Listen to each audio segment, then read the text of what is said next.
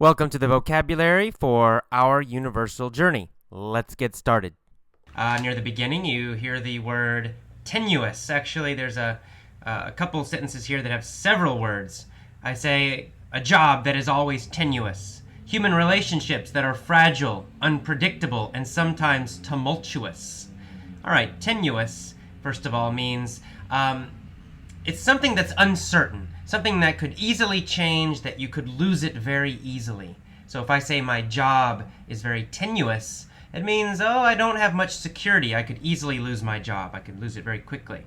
Tumultuous has the idea of being very full of conflict, full of emotion, changing all the time. Sometimes we might describe the ocean as a tumultuous sea, a tumultuous ocean. It means there are big waves, there's a storm. If we describe a relationship as tumultuous, it means that the people are always fighting and arguing and it's always changing, so it's tumultuous. All right, you'll see the word fatigue in the next sentence. I say that my body is subject to disease, fatigue, and aging. Fatigue means basically tiredness. It means being tired over a long period of time. So it's not just, you do some hard work and then you're tired. It's actually over several days or maybe months or even years. If you're always tired, we say you have fatigue. Or the adjective, you'd say you are fatigued with an ed on the end there. All right, next phrase, have a handle on it. In the sentence, I say, however much we think we have a handle on it, the truth is we really never know what's to come in life. Okay, so if we think we have a handle on it, to have a handle on something means to be in control of it, to have control over that. So if you have a handle on life, it means you have control over your life. You basically are successful at it. If you don't have a handle on something, it means you don't understand it, you can't control it, or you're not successful. Something like that. All right, in this, you see a couple times in this article the word impermanent. And impermanent is the opposite of permanent. Permanent means something never changes. It's always true. It's always there. If you talk about a permanent relationship, it means you're always together. Impermanent means quite the opposite. It means something changes all the time. It's never the same. So life, this is kind of this is definitely a Buddhist idea. Impermanent. Life is impermanent. It means things always change. Nothing stays the same. All right, in the next sentence, I use the verb persist. We persist in our attempts to control life. To persist is to keep trying. It means to continue to try to do something. It means you do not quit. You do not give up. Usually it's a pretty positive word, actually. It's a verb, so to persist. So we persist in our attempts to control life. It means we keep trying to control life. We keep trying again and again. We never stop trying to control life. And in that same part of that sentence, you'll see the verb manipulate. I say we imagine that we can predict and manipulate future events. To manipulate, it's a little more of a negative word usually. Manipulate means to try to control or affect or influence something. You can manipulate a person, for example. You try to get them to do what you want them to do. In that kind of situation, manipulate usually has a little bit of a negative meaning. It means maybe you're lying or you're doing something that's not totally good or honest to change somebody, to make them do something. So when we say, he manipulated me, it usually has a negative idea that he lied to you so you would do something. Okay. But in this case, it's more of a neutral because we're not talking about a person. We're talking about manipulating events in the future and manipulating our own lives. Then it has a neutral idea. But if you use it to manipulate another person, control another person, it's negative. All right, catastrophic occurs in the next paragraph. I say, our best laid plans, that just means our best plans, are always subject to, can always have, catastrophic failure. And then later on in the same article, a couple of paragraphs later, you see the noun, catastrophe. It's the Alan Watts quotes. He says, to trust yourself to react appropriately when catastrophe happens. The noun catastrophe means a total, huge, big failure. Catastrophe means a disaster, right? Everything goes wrong. Everything fails. Everything falls apart. Everything is destroyed. That's a catastrophe. So the adjective is catastrophic. Catastrophic failure means a total failure, a disastrous failure. It means everything fails and falls apart and is horrible. So I'm saying that even if we have great plans, they can always have a catastrophic failure, totally fail. All right. In that same Alan Watts quote, he uses the phrase failure of nerve. Failure of nerve is really failure to trust yourself. Nerve has a few meanings, but in this case, nerve means courage. It means lack of fear, no fear. So failure of nerve means you're afraid. If you have a failure of nerve, it means you're afraid and you don't do something you should do. So he's saying that if you're afraid to do what you need to do, the real problem is you don't trust yourself. That fear comes from not trusting yourself. And if you want to be strong and courageous and have a good life, you need to trust yourself and not worry about the outside world and outside problems. If you trust yourself, you can handle anything. Okay.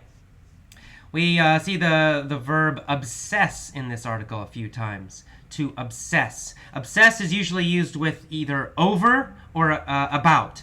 You obsess over something or you obsess about something. And to obsess means to think about something again and again and again and again. In fact, you only think about this topic or this subject. So if you obsess over external events, it means you're always thinking about what's happening in the outside world, and that's all you think about. You never think about inside yourself. So to obsess over means to think about something. It often has the idea of too much. You just keep thinking about this same thing again, and probably too much. All right, you'll see in the next page, the second page of the learning guide, at the top, the verb overcome. That maybe you can overcome your problems. To overcome means to solve a problem or to beat a opponent or someone who's trying, an enemy. If you beat them, if you win against them, you overcome them. If you have a big problem and you finally solve it, then you overcome the problem. It means you go past it. It no longer is bothering you. All right. In the next paragraph, we see the verb imply, to imply. In the sentence it says, practically, this implies that our task is to seek out new experiences. Okay, to imply means to suggest. So this information suggests to us, it tells us indirectly, not directly, but indirectly, not directly. It suggests that we should seek out new experiences. A task, by the way, our task means our job. A task is a job or a project, something you have to do. And to seek out means to find or look for. All right, in that same sentence, we see the word capacity. So we have to seek out new experiences, and we have to build our capacity to adapt to them. Our capacity means our potential, our possible ability to do something. Okay, so it has this idea of possibility, what you can do. Your potential, your possible ability, what you can possibly do, that's capacity. So if you build your capacity to adapt means change with a situation, right? If the situation changes, then you can change to survive. So if you build your capacity to adapt, it means you have more potential, more ability to adapt. When things change, it's easier for you to change also. That's building your capacity. All right, and then in the next paragraph, we see the phrase, the common thread. This is a very common little idiom in English. I say Joseph Campbell identified the common thread running through the mythological journeys found in most cultures. Okay, myths are stories, usually kind of religious stories, spiritual stories. So they usually have some deeper meaning. So mythological journeys means spiritual trips, spiritual travels. And there are a lot of stories in all parts of the world, all religions, about these big heroic stories of heroes going on trips, going on a big travel, fighting against monsters and coming home. Those are mythological journeys. And he said the common thread running through them, that's a common phrase, common thread running through them. It means the common idea. It means even though all these stories are different, they have a common idea, a similar idea. So we use that phrase a lot, the common thread running through something. It means the common idea, the similar idea. All right, and then we see in the last paragraph, we see the word face, but we're using it as a verb, so it's not the face on your head. It says sometimes we must all face life-changing challenges. We must all face loss.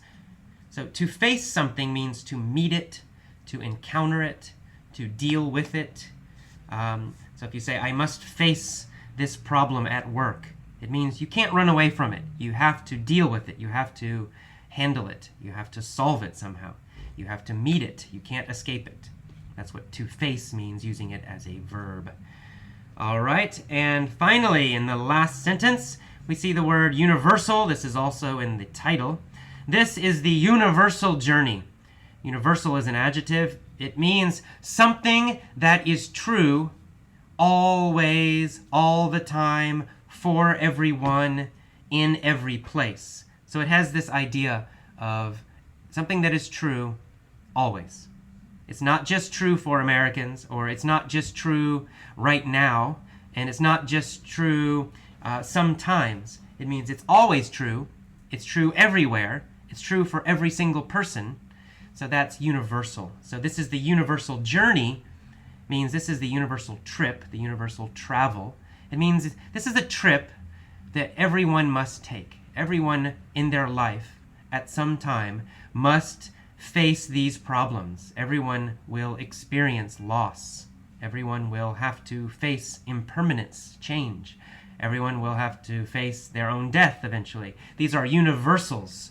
Everyone must face them. Okay, that is it for today's vocabulary